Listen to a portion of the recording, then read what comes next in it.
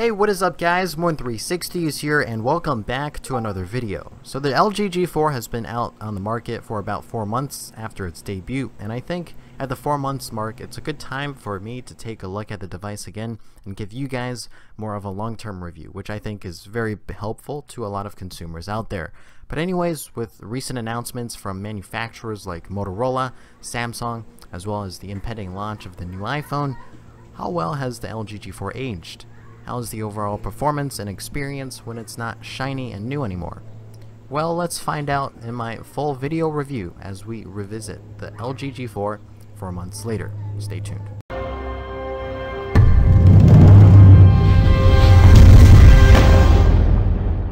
So for this video, my structure and format is pretty simple. I'm going to discuss with you what's awesome, what I like about the phone, and of course I'm also going to cover some of its shortcomings and needs for improvement. The biggest change with how I've used my G4 since my initial review is the addition of these leather back covers. One of my complaints in the initial review was that the G4 kind of feels cheap with all that plastic, but now after using the leather backs, it feels a lot more like a premium phone as it should be. I have the orange one on here, which looks really nice, and so here are some of the other colors, and the size of the patinas will vary, as you can tell, depending on the color you get. LG says the type of leather that were used to make these backs is handcrafted, genuine, full-grain leather.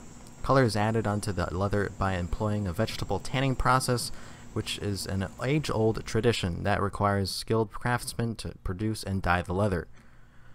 The colors of the leather on the G4 are rich with warm tones that look authentic and change over time to reflect your own unique style. Most importantly, vegetable tanned leather is environmentally friendly and can be recycled easily since no harsh chemicals are used.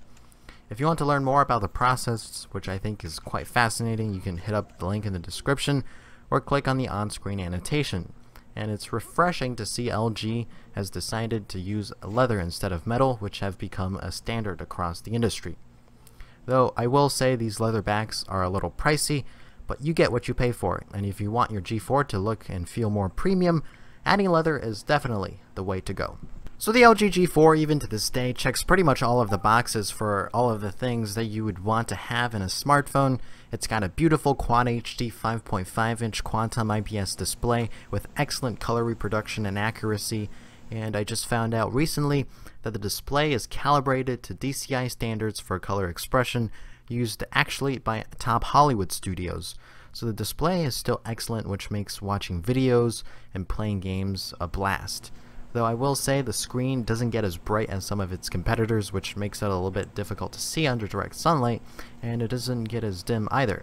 It's not a big deal, and overall my opinions in regard to the display has not changed from my initial review, and it remains to be one of the best smartphone displays ever created. In terms of hardware, everything's fine. The G4 does not bend, in case you were wondering. I've taken good care of the G4 by using screen protectors and cases, so once you wipe off some of the dirt and fingerprints, it looks brand spanking new. Again, fantastic for media consumption, and it's really comfortable to hold and easy to grip thanks to that subtle curvature. But for me, it's a little bit big for my hands, at least in terms of single-handed usage. But again, this is just for me personally, since my hands are not the biggest. So I use the G4 mostly at home as kind of a mini tablet.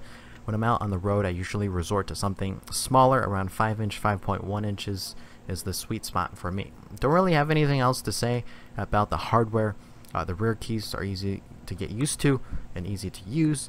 The position of the speaker is not ideal, it's backfiring, but the quality and the volume is okay. Moving on to software, it runs LG's UX 4.0 skin over Android 5.1 Lollipop. The interface is clean, modern, and it still runs very fluid and fast. I've noticed very little lag or stuttering, if any at all, during my time using it, and so far the software has not bogged down over time, and hopefully it can stay that way. Some apps do crash occasionally, but that's not LG's problem, because all Android phones experience it to some degree. But LG wasn't kidding when they said Qualcomm worked with them closely to make sure that the software and hardware are fine-tuned and optimized perfectly, and that translates to a very pleasant user experience even after 4 months.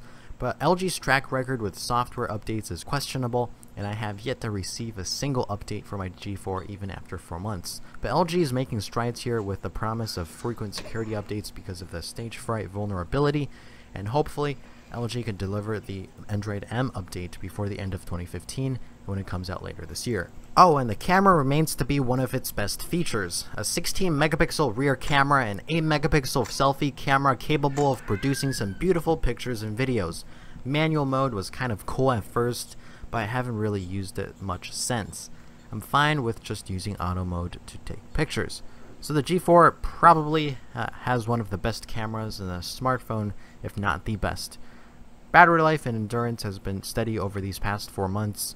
I usually get 5.5 hours of screen on time, and it gets me through the day just fine. And if that's not the case for you, you can always swap out the battery or use a quick charger to rapidly recharge. Having the ability to add up to 2 terabytes of additional storage has come in handy because the 32 gigs of internal storage wasn't quite enough. So on the whole, after 4 months of use, the G4 has held up pretty well. If you're someone who is looking to buy a flagship device today at a cheaper price than some of its competitors, the G4 should be near the top of your list thanks to recent price cuts from carriers like T-Mobile, where you can pick up a G4 for only $480 full retail. But with the rumored LG G4 Pro on the horizon, carrying some beastly specs including a Snapdragon 820 and possibly a new design, you'll probably want to wait picking up a G4 this fall. Even if the G4 turns out to be superior in some ways to whatever the rumored G4 Pro ends up being, you'll almost certainly get a better deal on the older phone once the new one hits shelves. So if you don't have one already, I'm going to recommend you wait a bit. If you do, you can still feel good about owning one of the best Android phones of 2015.